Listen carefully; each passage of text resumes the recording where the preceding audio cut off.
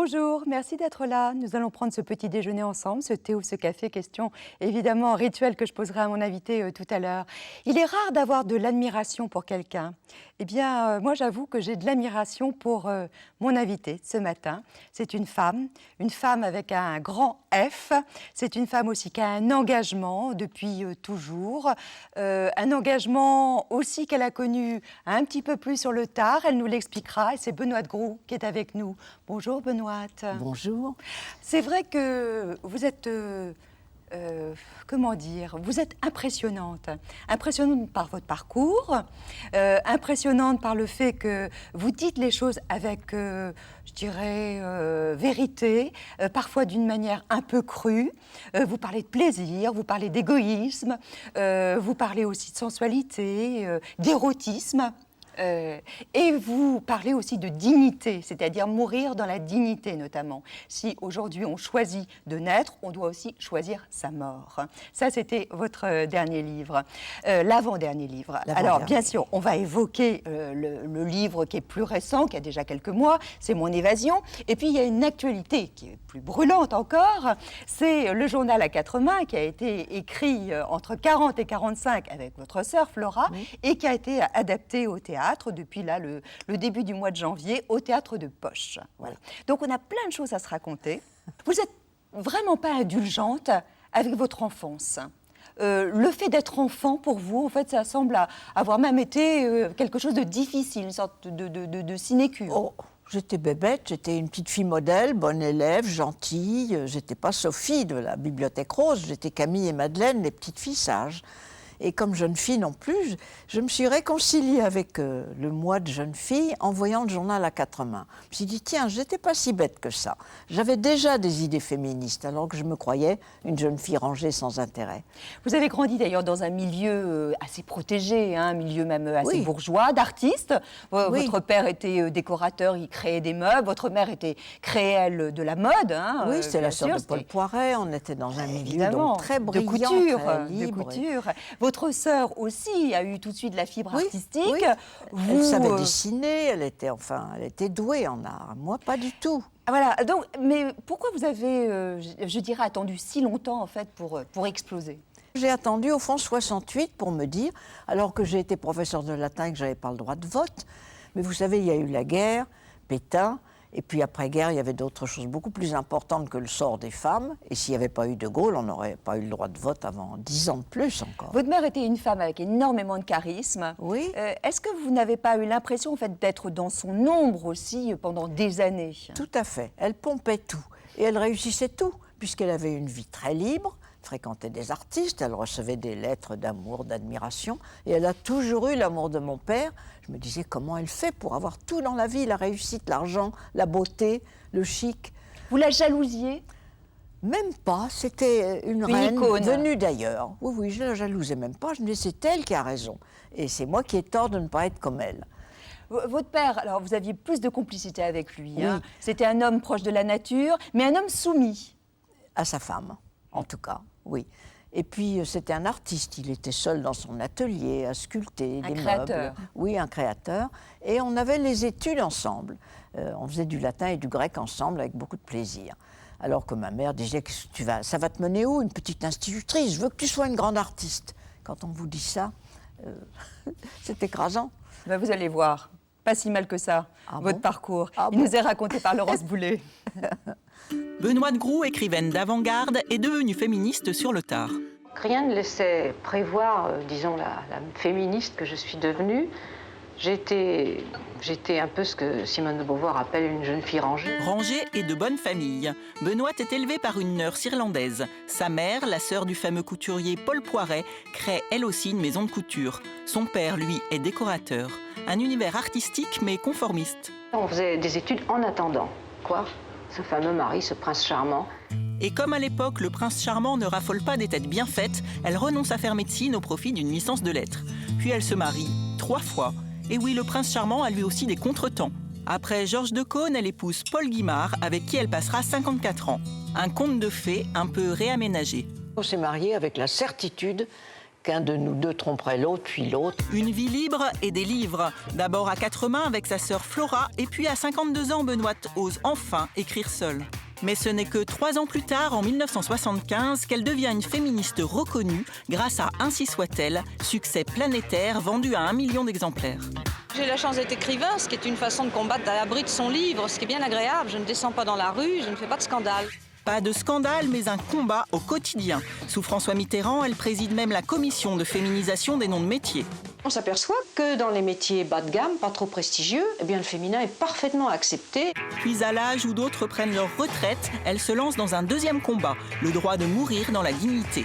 Loin d'être tabou, la vieillesse l'inspire. À 86 ans, elle écrit La Touche étoile, un best-seller qui s'est vendu à 300 000 exemplaires. Benoît a pris son temps pour choisir ses engagements, mais tarder ne l'a jamais empêché de s'imposer ni de durer. À chaque fois que vous êtes marié 3 fois. C'était par amour ou par convention? Par amour, mais mon premier mari est mort au bout de 6 mois, c'était la fin de la guerre. Et au fond, ce deuil a été évacué avec tout le malheur de la France. On voyait revenir les prisonniers, on retrouvait la liberté, la nourriture, le droit. On rencontrait les Américains. Oui, les Américains, exactement. On découvrait la capote anglaise. Oui, mais je l'ai oublié malheureusement. Oui. Alors donc j'étais veuve et il fallait que j'ai Vous une dites famille. ça parce qu'après vous avez vécu beaucoup d'avortements. Oui, oui, parce que l'IVG n'existait pas, ce qui ne veut pas dire que l'avortement n'existait pas, hélas, clandestin et désagréable. Vous dites quelque chose de très joli que vous racontez, c'est quand même quelque chose de très intime dans votre livre, que votre premier mari, Pierre Heuillère, donc, a souffert évidemment de la tuberculose et 8 mois après donc, votre mariage, il est décédé. Dans un sanatorium. Dans un sanatorium. Donc grande souffrance, vous l'avez vraiment accompagné tout au long de ces mois de douleur et vous dites que vous vouliez garder une trace de lui, la trace de son amour. C'était une histoire qui paraît immorale et ma sœur trouvait ça épouvantable. Je ne l'ai pas dit à mes parents, parce qu'ils étaient tout de même conventionnels, bien qu'artistes. Et j'ai dit à mon beau-père, médecin des hôpitaux pourtant, un monsieur très bien. Et je lui ai dit, il faudrait que j'ai un enfant qui reste de votre famille, surtout qu'il était fils d'une mère russe et on a le romantisme de la Russie. Je voulais avoir quelque chose qui reste de cette russitude, en somme. Et alors, je vais faire l'amour avec le frère de Pierre. Très vite, il faut que ce soit dans les 8 jours pour que je sois enceinte et tout le monde croira que c'est l'enfant de Pierre. Il m'a dit, oui, c'est une belle idée. Et on s'est embarqué dans cette folie. Mais vous savez, en 1944, c'était la folie. Les Américains débarquaient, on découvrait la déportation. Enfin, c'était un moment où les valeurs s'effondraient ou au contraire, fleurissaient de tous les côtés. Enfin bref, j'ai essayé avec le frère. Et puis moi qui étais si souvent enceinte sans le vouloir, ça n'a pas marché. Et pourtant, le frère s'est fait tuer 15 jours plus tard. Et mon beau-père, à l'enterrement de son second fils, m'a dit « Tu portes peut-être ce qui va rester de mes 2 fils ». Et je me suis sentie avec une mission sacrée. Enfin, j'ai trouvé mon geste très beau du coup. Et puis bon, la vie n'aime pas qu'on lui joue des tours comme ça et ça n'a pas marché. Alors, autre mariage, bien sûr, il y a eu Georges Decaune, Laurence le rappelait, et puis il y a eu Paul Guimard. Paul Guimard, donc 50 années de partage, avec un pacte que vous aviez passé entre vous, un pacte de liberté en définitive, c'est-à-dire où le mot jalousie ne devait pas exister. Oui. Mais on en souffre forcément, non? Mais bien sûr, on n'empêche pas la souffrance et la jalousie, tout le monde la ressent de toute façon. Et quand on lit les mémoires de Beauvoir, on voit que même avec son pacte qui était bien plus rigide que le nôtre, qui était oral, on n'a jamais signé un engagement à se tromper et à le supporter. Mais on s'est parlé comme des gens libres, en disant qu'on resterait libre et que le mariage n'était pas le couvent. Et je savais que j'épousais un homme qui adorait sa liberté et qui adorait la vie, avec toutes les tentations qu'on a dans nos milieux. Que vous avez raconté d'ailleurs dans un très très bel ouvrage, Les Vaisseaux du cœur. Oui, j'ai raconté l'histoire de cette passion à côté de la vie et qui permet de supporter le quotidien, de supporter justement... De votre passion pour un homme, la vôtre. Oui, c'était pas du côté de Paul Guimard, c'était bien vous qui avez vécu en fait oui. un amour presque permanent. Oui, que j'avais connu du temps des Américains. C'était un Américain, mais je me sentais profondément française. L'idée de partir en Amérique sur un bateau de butin de guerre avec toutes les épouses qui ont épousé des Américains me semblait horrible. Et pourtant, j'étais très amoureuse de lui. Et je le suis restée toute ma vie, et lui aussi. Et on s'est vus de temps en temps. C'était vraiment comme l'amour à côté. En parallèle. Oui, c'est ça.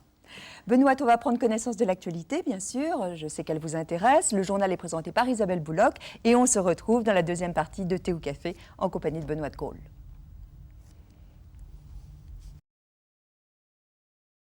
Merci beaucoup, merci à toutes les deux. On vous retrouve dimanche prochain. Alors, qui est face au miroir? Miroir, oh mon beau miroir. Pouvez-vous vous présenter votre prénom et votre nom, s'il vous plaît? Benoît Groux. Votre profession? Ma profession, écrivaine. Votre situation de famille? Eh bien, je n'ai qu'une descendance féminine. J'ai 3 filles, je suis veuve. J'ai 3 filles, 3 petites filles et je viens d'avoir une arrière-petite-fille. Alors le féminisme, vous voyez, c'est dangereux. Quel est votre signe distinctif? C'est difficile à dire. La bonne humeur, l'égalité d'humeur, je n'arrive pas à me mettre en colère et ça me manque beaucoup. Et votre devise, Benoît? Eh bien, j'ai plutôt une antidevise parce que Paul Guimard, mon mari, c'était utinam. Ah, si seulement, si jamais. Ça me rendait folle. Moi, je disais, moi, ma devise, ce serait on y va. Et il me disait, c'est une devise d'une vulgarité. Utinam, évidemment, c'est beaucoup plus chic. Mais... On y va, Benoît, venez vers moi. Va. Vous avez dit, d'une manière comme ça, très spontanée et très vraie, que vous aviez eu 2 liftings. Est-ce que, par exemple, vous seriez aujourd'hui intéressé par un 3e? J'oserais pas, parce que je crois qu'on ne réagit plus bien. La peau est fatiguée. 2, c'est déjà très bien. Il ne faut tout de même pas battre des records. Mais j'ai trouvé qu'étant féministe, c'est-à-dire considérée comme moche, mal baisée, Dieu sait que ça est répété de tous les côtés. Ça, on l'a écrit dans l'Observateur, Clavel. Benoît de Groux est sûrement mal baisé. D'ailleurs, Gisèle Halimi aussi, elle aurait besoin d'un parachutiste dans son lit. Parce que les femmes... Vous avez eu 3 maris dans votre lit? Oui, et puis voire plus. Voire plus, parce que la fidélité, quand on vit 50 ans ensemble, il faut bien se dire que c'est un peu une utopie. On a forcément des tentations.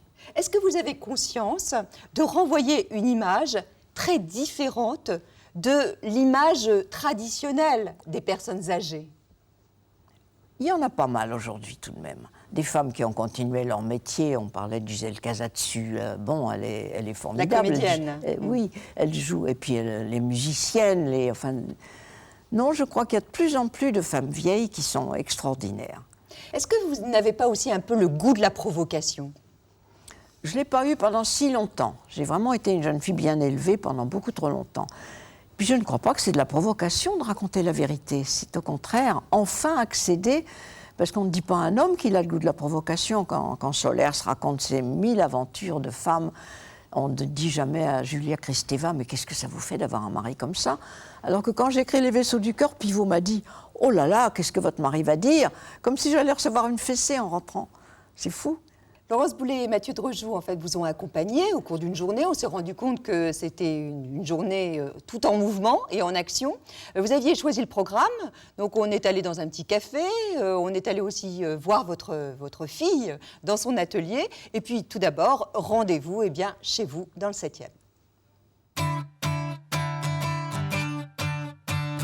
On est ici dans mon pied-à-terre à Paris, puisque maintenant j'habite hier l'hiver, où j'étais allée à cause de la santé de mon mari, il y a un air sec et ensoleillé, et la Bretagne pendant 4 ou 5 mois l'été. Alors ça, c'est mes photos de famille. Vous voyez que j'avais une famille, quand je dis que j'avais une mère qui m'écrasait par son allure, sa réussite, la voilà, elle avait une maison de couture. Ça, c'est ma mère avec Marie Laurencin, qui était ma marraine. C'est très agréable d'avoir tout un mur familial, comme ça.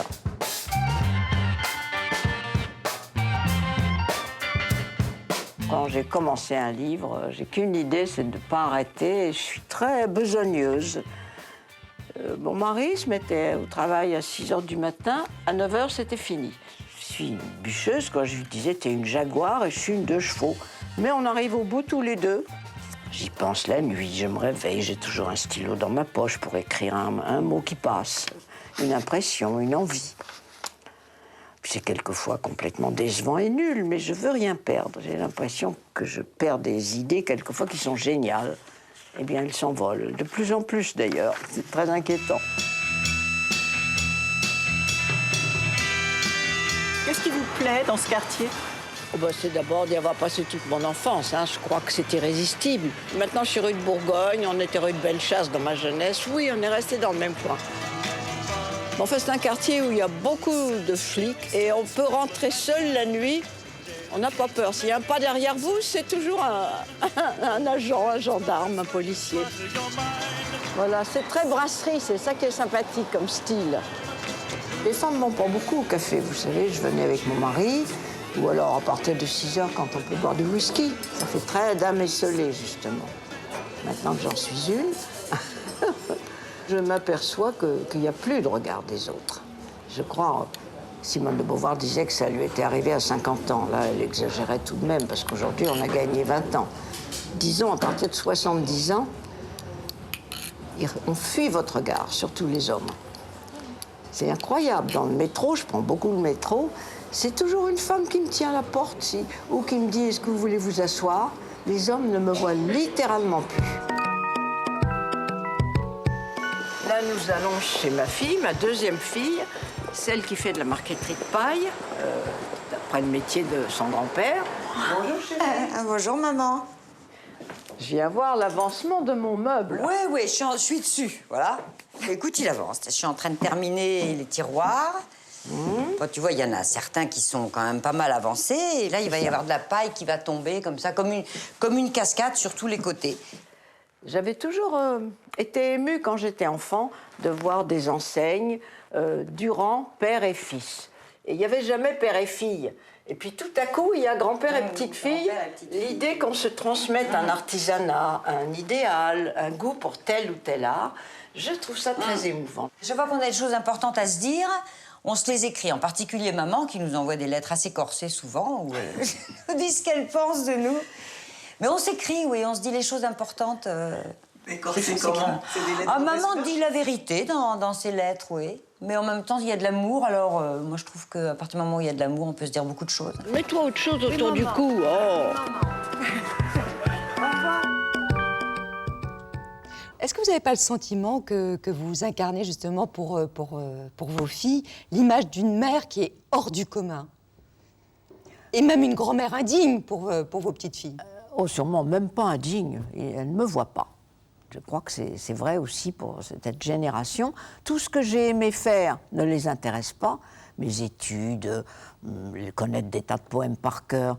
Elles ont autre chose, elles ont un autre univers où tout est les jeux électroniques, je ne sais pas y jouer. Vous êtes très sévère avec cette génération-là. Mais c'est elles qui sont sévères avec moi. Une de mes petites filles aurait dit à tout le monde « J'ai jamais lu une ligne de ma grand-mère », comme si c'était illisible ou comme si ça ne l'intéressait pas. Non, c'est elles qui ne me regardent plus. Je n'ai rien à leur apporter. Mon expérience, elles s'en moquent complètement. Alors, qu'est-ce que je leur donne? Je travaille, en plus, je ne suis pas une grand-mère gâteau qui les invite. C'est vrai que je suis sans doute pas une Mais ça vous parfaite. rend un petit peu triste? Oui, parce que c'est bête et on me dit « elles te regretteront quand tu seras morte ». Mais ça m'est complètement égal qu'on me regrette quand je serai morte. Je voudrais en profiter maintenant. Mais heureusement, avec mes 3 filles, c'est parfaitement... Quelles sont justement les différences fondamentales de vie, de comportement, de mentalité entre vous et la génération de vos filles? Elles se sont mises à profiter de tout ce pourquoi je m'étais battue. Alors j'ai trouvé ça merveilleux d'arriver. Le droit éventuellement de divorcer si on est malheureux, sans supporter l'opprobre de la société, de choisir son métier. Si elles avaient voulu entrer à Polytechnique, j'aurais été très fière. Elles pouvaient, moi je ne pouvais pas. Je les ai vues justement être des femmes libres. Et il n'y a pas de plus beau spectacle. Aujourd'hui, vous êtes la doyenne de la famille. Est-ce que c'est un rôle difficile à assumer? Pas encore jusqu'ici, parce que j'ai encore la chance de travailler, de vivre de mon travail, d'avoir beaucoup d'excitation avec un métier qui apporte toujours du nouveau, et de mériter leur respect, parce que j'écris et que ça a un certain prestige. Qu'est-ce qui vous révolte aujourd'hui dans la vie, dans la société française notamment? Est-ce que vous avez encore des indignations? Oui. Ça me révolte notamment qu'on n'ait toujours pas le droit de choisir sa mort. Il y a de toute façon très peu de gens qui auront le courage, mais il y en a quelques-uns qui ne se supportent plus et qu'on ne les respecte pas assez pour dire « Eh bien, vous aurez l'aide de la médecine ». Quand je pense qu'un philosophe a dû se jeter de la fenêtre du 5e étage parce qu'il n'avait pas un médecin ou un ami qui pouvaient l'accompagner. Donc je trouve qu'on a encore cette... Et parmi les combats et les engagements féministes, Eh bien, qu'est-ce qui reste à faire selon vous? L'avortement, ce n'est pas encore une chose facile. Je vois que les centres de planning familial sont remis en question en ce moment. Le Avec centre de Marseille, une baisse des subventions oui, accordées voilà, par l'État. Voilà, le centre de Marseille a fermé parce qu'il fallait faire des travaux et qu'il n'y a plus de subventions. Et pourtant, le planning familial, ça a été la seconde mère de toutes les femmes, où on pouvait aller se confesser. Qu'est-ce que je fais quand je suis mariée? Est-ce que je me refuse? Qu'est-ce que je fais pour ne pas avoir un enfant tous les 3 mois? Donc c'est très très grave, c'est la base de la liberté. Mais à contrario, Benoît, est-ce que parfois vous vous dites c'est quand même incroyable les progrès oui. et les avancées sociales et notamment pour les femmes? Tout à fait, c'est pour ça que quand ça recule ou quand ça stagne, je suis horrifiée. Je trouve qu'aujourd'hui les magazines féminins remettent à l'honneur la femme objet. J'avais porté des talons très hauts à un moment, bien sûr, et quand on a dit ça détruit les parquets de Versailles, ça donnera des lordoses et des maladies du dos. Et puis je me suis dit, bon, il n'y a plus de talons aiguilles, c'est fini, on va tout être en ballerine.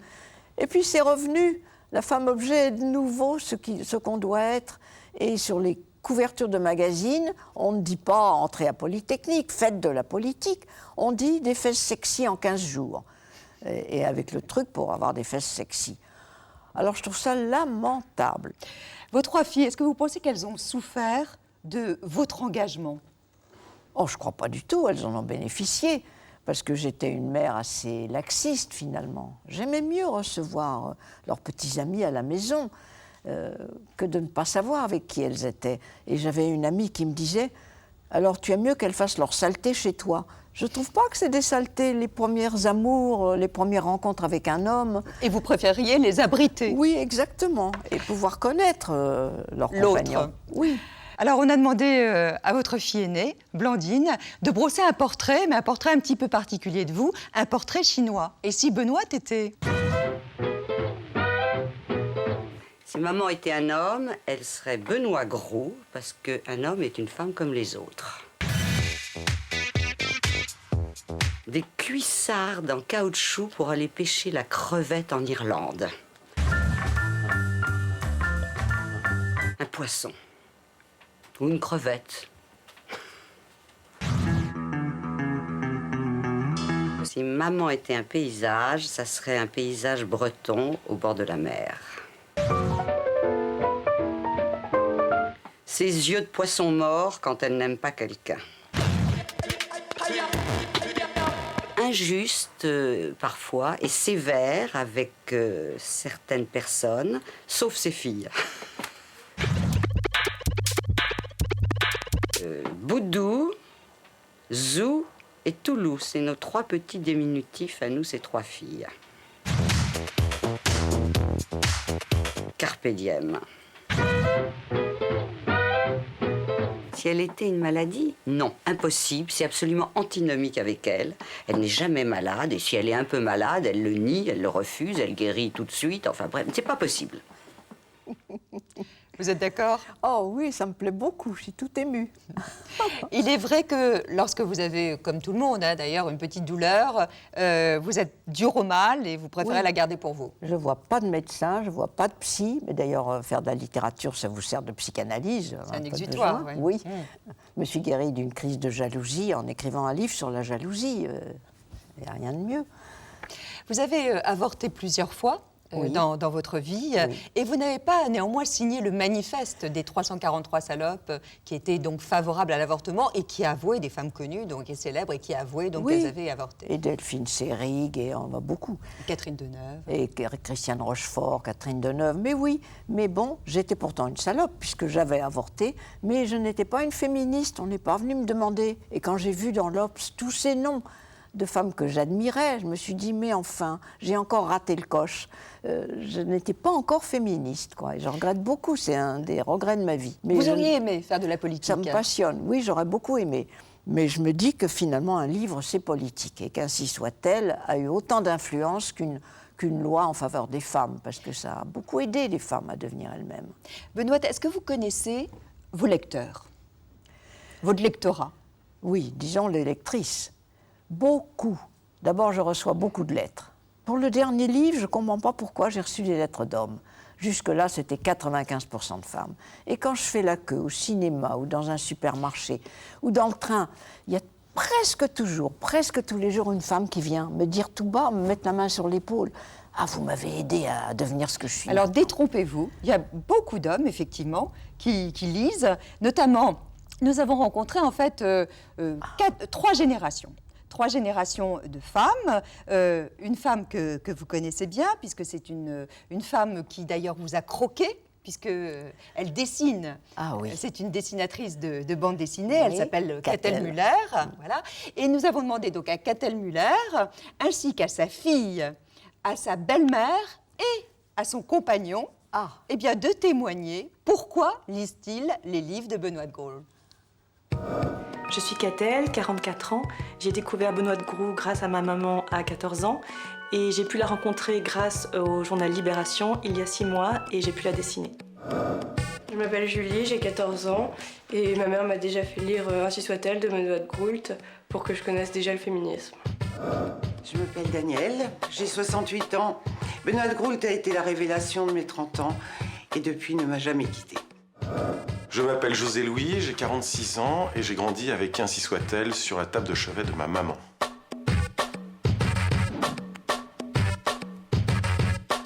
C'était ma mère qui était une lectrice de Benoît. Alors moi, ma mère m'a donné le livre Ainsi soit-elle. Ma mère m'a donné ça entre les mains et j'ai découvert le monde des femmes dans son universalité à travers ce livre, avec cette évolution de leur liberté. Quand Benoît dit le féminisme est un humanisme, moi c'est quelque chose que j'ai vécu juste de l'intérieur, au quotidien. C'était juste ma vie. Finalement, à travers une personne qui est souvent elle, mais romancée, mais c'est l'histoire de la femme du XXe siècle. Donc je crois que tout le monde peut se projeter en elle. J'ai lu Journal à 4 mains, je crois, comme tout le monde, leur premier livre. Et ça m'a beaucoup touchée, bien qu'ayant 20 ans de moins que Benoît de Gros. C'est assez captivant tout ce qu'elle raconte. Les livres de Benoît de Gros, c'est les livres qu'on offre à ses amis, à sa famille. Alors moi, j'aime beaucoup son style parce qu'il est à la fois littéraire et je dirais peut-être populaire dans le bon sens du terme. Je trouve qu'il est simple, il est direct, il est plein d'humour. Elle arrive à mettre de l'humour dans des choses très tristes et dures. Benoît de Gros est dans une écriture extrêmement efficace. Elle a avant tout un message à faire passer. C'est un écrivain engagé. On peut complètement se projeter en elle parce que on se sent pas moi je me sens pas une guerrière ou une amazone. J'aime aussi les hommes et c'est presque la seule personne dans laquelle j'ai pu me projeter, même beaucoup plus que Simone de Beauvoir qui avait fait une expérience extrême d'une certaine manière. Je crois que j'ai vécu ma liberté et ma liberté de femme et je crois que c'est en grande partie grâce à Benoît de Gros. Parce que c'est quand même grâce à toutes ces féministes que nous, on vit plus dans ce machisme. Au-delà de son œuvre, sa pensée est l'une des personnes qui finalement a le plus influencé ma vie et ma relation avec les femmes. Ça m'a vraiment éclairée. Réellement, c'est ça, éclairée, c'était le mot. Sur l'histoire de la femme. Je suis certaine que Benoît de Gros a modifié ma vision du monde. C'est vrai qu'elle m'a ouvert les yeux sur des questions que je ne m'étais jamais posées.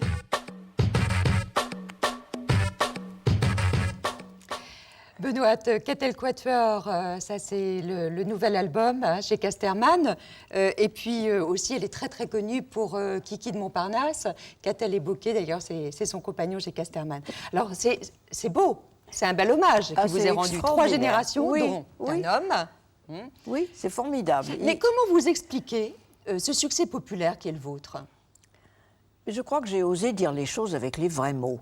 Et les Vaisseaux du cœur qui ne sont qu'une histoire d'amour, qu'on a pu lire 100 fois, y compris Tristan et Iseult autrefois. Et tout à coup, je parle avec les vrais mots et pas avec des métaphores poétiques. J'ai dit le mot vagin, qui est un mot tabou, qu'on n'a pas le droit de dire. J'ai parlé du plaisir des femmes et de la façon dont elles voyaient les organes des hommes aussi, parce que c'est une chose qu'on n'osait pas dire non plus. Ça avait beaucoup choqué dans Ainsi soit-elle. J'ai décrit les testicules, c'est pas ravissant. Si on avait ça à la place de nos seins, qu'est-ce qu'on entendrait? Parce que les livres pour se moquer du sexe féminin, ils sont innombrables.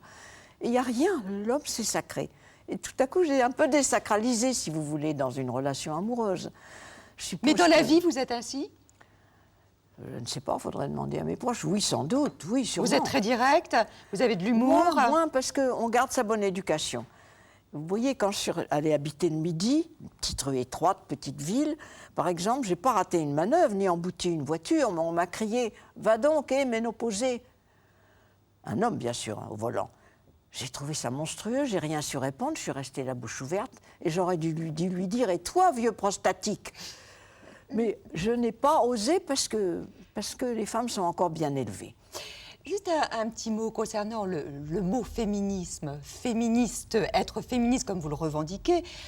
Il semblerait que les femmes aujourd'hui n'osent plus assumer ce mot. Comment vous l'expliquez? Dernièrement, dans une émission sur cette chaîne, une femme a annoncé qu'elle était féministe et elle a été huée par le public. Non, je trouve ça désespérant. Le féminisme était une magnifique cause.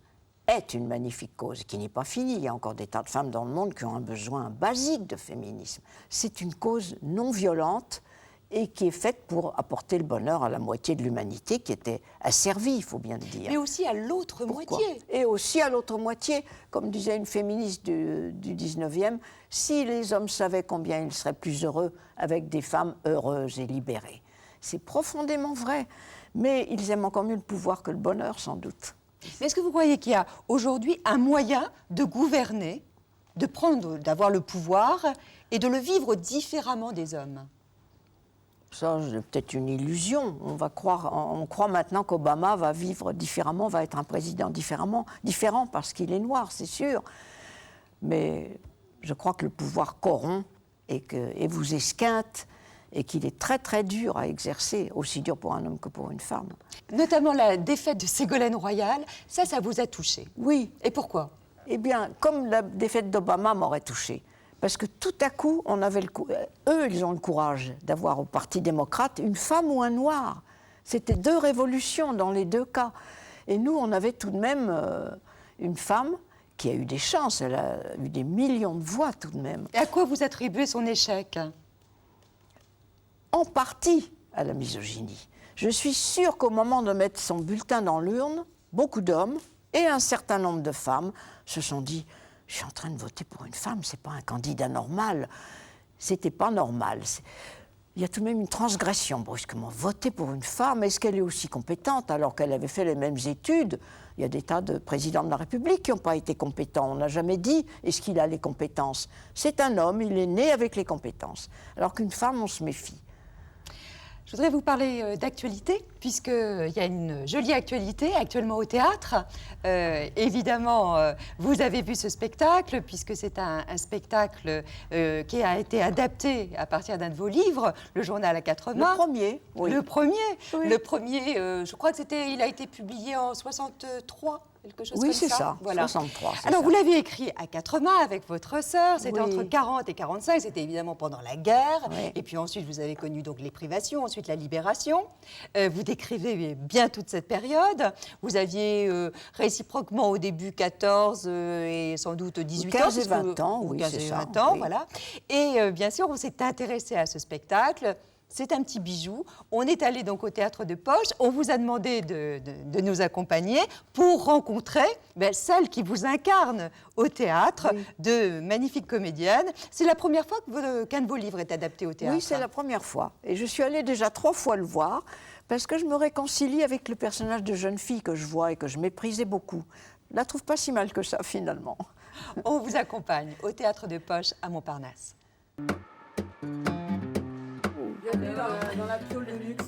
Là, je me sens tout à fait benoîte, là, du coup. Vous êtes chez vous? Oui, c'est chez moi, j'ai envie de me mettre là. Il y avait une fois au 44 de la rue Vanneau, une brune et une blonde. Ben voilà, Flora et moi, quand on l'écrivait avec nos 2 machines à écrire. Oui, j'étais coiffée au fond un peu comme vous. Mais oui, au fond. Mais oui. Oui, oui, oui. C'est étonnant. Les hommes préféreront toujours une coquette qui ne les aime pas à une mal coiffée qui les adore. C'est très agréable d'incarner cette vivacité d'esprit, ce regard, l'acuité du regard que Flora et Benoît ont à l'âge qu'elles ont sur elles-mêmes, sur le monde qui les entoure, sur ce qu'elles veulent, ce qu'elles désirent. Les hommes se choisissent un avenir et mettent ensuite une femme dedans. Les femmes, elles choisissent un homme et elles arrangent l'avenir autour comme elles peuvent. Toutes ces interrogations de jeunes filles et de jeunes femmes, elles sont... je les ai vécues quand j'avais 20 ans et je suis sûre que les filles de 17 et 20 ans de maintenant ont les mêmes préoccupations et les mêmes questionnements. Moi, j'aime pas l'aspect physique de l'amour. Moi, j'aime les mains qui se cherchent, les yeux qui se trouvent, mais c'est tout. Ce qui est très touchant, c'est qu'il y a cette sororité très forte. Vous alliez dire fraternité. J'allais dire fraternité. Oh, la vilaine. Il n'y a pas de mot pour l'amitié entre sœurs. Et c'est une des choses de cette pièce et de ce livre, c'est que tout à coup, on voit que deux sœurs peuvent ne pas rêver à se chipper les hommes, à se jouer des mauvais tours, à se crêper le chignon, la légende de l'incapacité des femmes à s'aimer. Eh bien, elles s'aiment, ces deux sœurs. Et ça donne une sorte de douceur au spectacle. Mais tu t'apercevras qu'il n'y a rien de tel que deux femmes pour parler de l'amour des hommes. Je me suis dit, c'est pas vrai, j'étais moins bête que je ne croyais être. Parce que je trouve que très souvent, c'est moderne, c'est percutant. Je me suis plu tout à coup, alors que je me croyais une grande bûche qui avait peur de tout. Je me suis découverte mieux que je ne croyais, ce qui est un grand plaisir. Ah oui, là, oui, sur toute la ligne, là. Divin. Bien sûr, on mentionne leur prénom et leur nom à ces deux comédiennes. C'est Aude Briand et puis Lisa Schuster, qui a fait l'adaptation, qui a adapté aussi. Oui. C'est très différent du journal? Mais pas du tout. Tout ce qui est dans la pièce est dans le journal. Dans le journal, il y en a beaucoup plus, bien sûr, on n'a pas pu... Donc c'est un concentré du journal. Oui. Avec une mise en scène aussi qui est très intéressante. Qui est très habile, parce que c'est pas une lecture finalement. Panchika Velez. Oui, il y a du suspense, on est arrivé à mettre... Et puis elles se marient, elles perdent leurs amants, leurs amants, c'est le premier qui compte, c'est le début. C'est bien parce que vous en parlez comme si ce n'était pas vous. Oui, c'est vrai. Mais c'est tellement loin ce livre, en 62. Ce qui est très surprenant, c'est que durant toute cette période, vous êtes très fleur bleue, en fait, dans ces années 40-45. Tout le monde l'était, écoutez, 40, vous imaginez. On cherche le protecteur, on cherche l'homme de sa vie. Oui, et puis on n'a surtout pas le choix. On est une jeune fille à marier. C'est beaucoup plus important que celle qui réussit ses études. Comme moi, ma mère disait, elle fait des études en attendant. Bon, c'est sinistre. Alors que, c'est vrai, il fallait être marié. Ensuite, on pouvait peut-être prendre un métier. Et encore, ce n'était pas très bien vu dans mon milieu, à mon époque. Mais c'est vrai qu'il y a un grand écart entre ce texte et puis ce que vous écrivez aujourd'hui. Oui, mais il y a un grand écart d'âge. J'avais 20 ans, ça fait 69 ans, oui. Benoît, je vais vous laisser pendant 60 secondes. Voilà, c'est le jeu. 60 secondes, 1 minute de solitude. Ça ne veut pas dire, bien sûr, que vous êtes seul, puisque les téléspectateurs restent avec vous. Alors, il y a ce décor.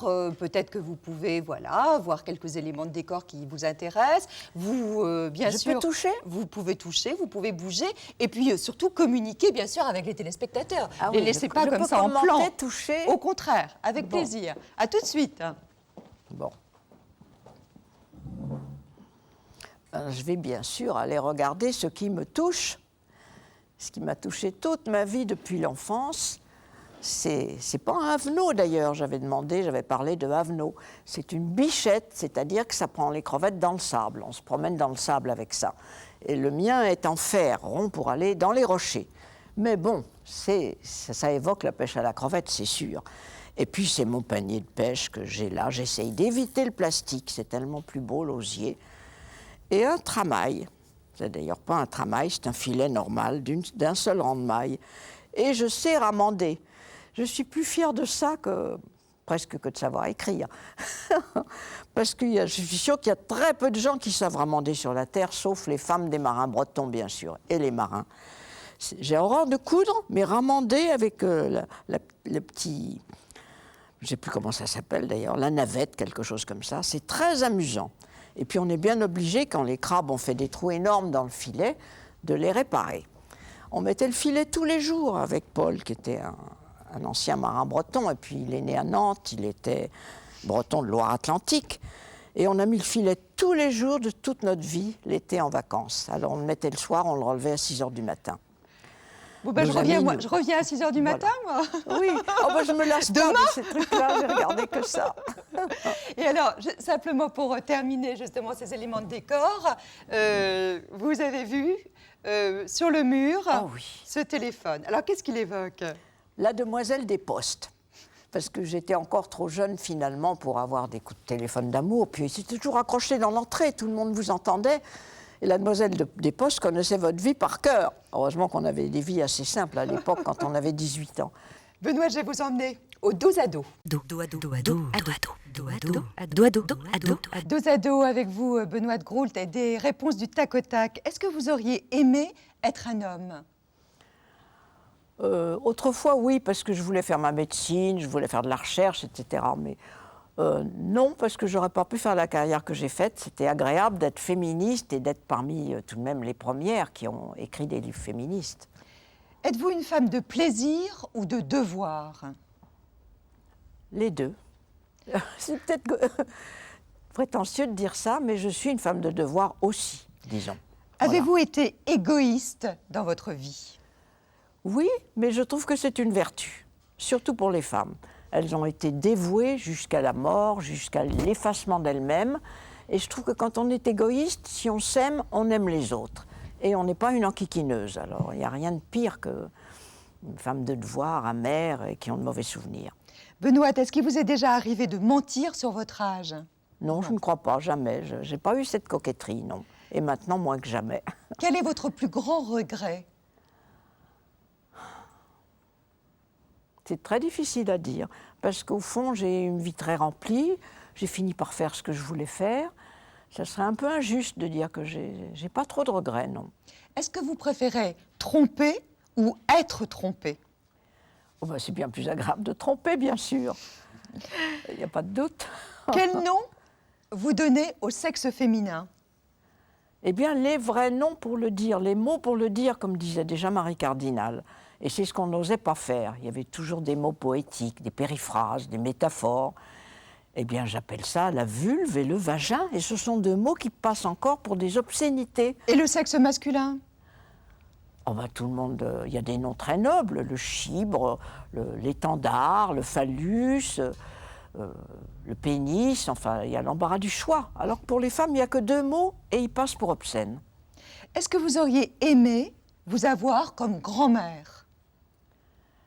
Oui, je crois. C'est pour ça que j'en veux mes petites filles, parce que ma grand-mère était formidable. On allait chez elle en Bretagne, elle avait une maison grande ouverte à toute sa famille. Je ne suis pas aussi dévouée que les grand-mères d'autrefois.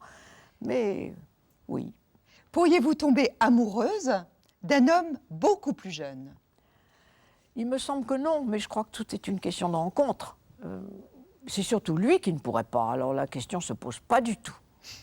Au restaurant, l'homme, est-ce qu'il doit toujours payer l'addition? Oh, écoutez, vous parlez à une féministe, bien sûr que non. J'ai toujours essayé qu'on paye tous les deux, mais c'est vrai que c'est agréable de payer pour l'autre, dans les deux cas d'ailleurs.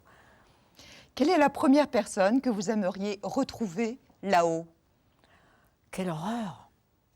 Et j'ai eu 3 maris que j'ai aimés en leur temps.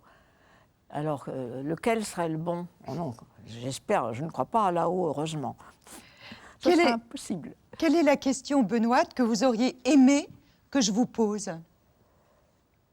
Oh, ben vous m'avez posé beaucoup de questions qui m'ont beaucoup plu, parce qu'elles vont loin, mais ça, c'est l'épreuve finale maintenant. Dos à dos, en plus, je ne vois même plus votre regard. Alors, on va retourner à table. Bon. Et nous voilà de nouveau face à face. Quel est le mot de la langue française que vous préférez? Le mot? Ah. Il y en a beaucoup, hein? Oh oui, il y en a beaucoup. Bonheur, plaisir, réussite, enfin... satisfaction, oui. Alors, ça, c'est une grande satisfaction pour vous. C'est du cartilage de requin. Alors, vous nous avez dit, au petit déjeuner, voilà, je prends un café, je prends ceci. Donc, on l'a cherché partout. Ça se trouve. Ça se trouve, la preuve. Oui. Alors, pourquoi? Quels en sont les bienfaits? Pour les articulations. Et comme mon problème, c'est les articulations du genou, les cartilages du genou. On dit beaucoup de bien des cartilages de requin, qui ne vieillissent pas, qui vivent très vieux. Et alors, je crois un peu à tous ces catalogues qu'on reçoit. Je voudrais vous offrir des livres. Voilà, tout d'abord... je l'ai déjà lu hier. Voilà, Pitié pour les hommes, voilà. Oui. Alors, qu'est-ce que vous en avez pensé de Denis Labelle aux C'est un éditions médecin, Stock? Un médecin hospitalier. Il résume complètement l'affaire très très bien, parce qu'il parle de toutes les catastrophes et de tous les drames qui se sont déroulés depuis 10 ans, à commencer par Vincent Humbert, mais il y en a eu bien d'autres. Je trouve très très bien, parce qu'il centre la question... Et il est pour, et il dit qu'il a aidé. C'est bien sûr sur l'euthanasie. Hein. Oui, Encore un mot sur ce livre. Oui, puisque je vais le lire, parce que moi je suis attendrie par cette femme. Parce que justement, elle est très très courageuse. Vous allez vous retrouver, enfin, ou elle vous retrouve aussi dans votre engagement, parce qu'elle évoque beaucoup justement sa relation aux hommes et puis son engagement aussi féminin et féministe. Et elle est interrogée donc par Françoise de Gois, qui est une journaliste de France Inter. Voilà, cette fois, mais je vais le lire tout de suite. Cette femme me touche. Alors, un petit mot sur cet objet que vous nous avez apporté. Ah oui. Dites-nous. Ma troisième fille, qui s'est occupée de chevaux, elle en avait assez des intellectuels, de l'art, de la mode et tout ça, elle s'est mise à peindre depuis 3 ans. Son père lui avait dit, c'est ton seul talent, peins. Son père, Paul Guimard. Hein? Paul Guimard, oui. Et c'est après sa mort seulement, quand elle n'a plus été sous son regard de maître, qu'elle s'est mise à peindre, et elle voulait évoquer mon évasion. Alors elle m'a fait une femme derrière les barreaux, et l'oiseau qui est aussi derrière les barreaux, mais qui va sortir, parce que lui, il peut passer au travers. Et je trouve qu'elle a un sens des couleurs et qu'elle fait enfin quelque chose qu'elle aime, elle aussi. Donc. L'année prochaine, Benoîte, vous aurez un âge tout rond, vous aurez 90 ans. Oui. Qu'est-ce qu'on vous souhaite? Qu'est-ce que vous avez envie? On finit par souhaiter rester comme on est, parce que je ne peux plus progresser. Alors, j'espère garder ce que je suis, parce que je marche, je fais même du vélo. Je vais chez mon éditeur à vélo, je suis pourtant le plus vieil auteur de chez Grasset. Et j'en fais pas place de la Concorde. Mais pour aller rue des Saints-Pères, ça va. Merci beaucoup, Benoît. Merci. Je rappelle donc au Théâtre de Poche, ce spectacle adapté donc du journal à 4 mains. Et puis bien sûr, Mon évasion aux éditions Grasset, qui est une autobiographie assez extraordinaire. Voilà, je crois que c'est un bel exemple de parcours et d'itinéraire. Vraiment, félicitations. Je voudrais vous offrir ces fleurs. Je sais que vous les aimez. Ah oui, voilà. C'est merveilleux. Elles merveilleux. sont pour Puis vous, des quoi. Jacinthes, des anémones, c'est splendide. On Et sent en que bleu. vous avez la maîtrise, vous, des fleurs. Hein, vous les Oui, connaissez puis bien. mon grand-père Elles était vous parlent. naturaliste. La maison des Rolles, c'est mon arrière-grand-père. Et alors je connais tous les noms latins des fleurs et ça me donne une intimité avec elles. Je voudrais remercier l'artiste qui est exposé sur le plateau de Thé au Café. Aujourd'hui, il s'agit de Sandra Biloé, avec voilà, beaucoup de couleurs et beaucoup d'imagination. Samedi prochain, nous serons en compagnie de Grand Corps Malade. Grand Corps Malade slam, comme vous le savez, il a des très beaux textes. Oui. Vous le connaissez?